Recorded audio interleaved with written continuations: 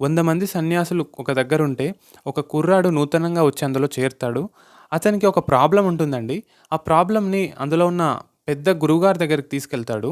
అప్పుడు గురువుగారు, "నువ్వు నాతో రా, ప్రయాణంలో నీకు వివరిస్తాను" అని చెప్తాడు. కానీ వెళ్ళే ముందు గురువుగారు అతనికి ఒక రాయిని చూపించి, "దీన్ని నువ్వు ఎత్తగలవా?" అని అడుగుతాడు. అతను ఆ రాయిని ఎత్తుకొని గురువుగారితో పాటు ప్రయాణం చేస్తారు. ఇద్దరూ అవతలి వైపుకి చేరుకుంటారు.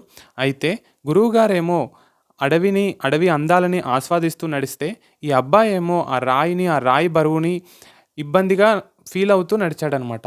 ఇప్పుడు గురువుగారిని అడిగాడు, "నన్నసలు ఈ రాయి ఎందుకు మోయమన్నారు? నాకు చాలా నొప్పిగా ఉంది" అంటాడు. "నేను ఈ రాయిని ఎత్తగలవా అని అడిగాను కానీ, దారి పొడవునా మొయ్యవని నేనెప్పుడూ చెప్పలేదు" అని అంటాడు. అప్పుడు ఆ అబ్బాయికి బల్బు వెలుగుతుంది. ఏంటంటే, మన జీవితంలో ఉన్న గతంలో జరిగినటువంటి ఇబ్బందుల్ని, బాధల్ని మనం మన మనసులో మోస్తూ ఉంటాము. ఆ మోయడం చేత మనం చుట్టూ ఉన్నటువంటి బ్లెస్సింగ్స్‌ని, సరస్సులని, కొలనులని, హంసలని, పశుపక్షాదులని, చెట్లని ఆస్వాదించలేకపోతున్నాము. కానీ ఆ గురువుగారు మాత్రం అన్నిటిని ఆస్వాదించారు. చాలా పీస్‌ఫుల్‌గా అవతల ఒడ్డుకి చేరుకున్నారు. కాబట్టి బర్త్, డెత్ ఈ రెండిటి మధ్య మనం పీస్‌ఫుల్‌గా నడవాలి అంటే we have to stop thinking about past.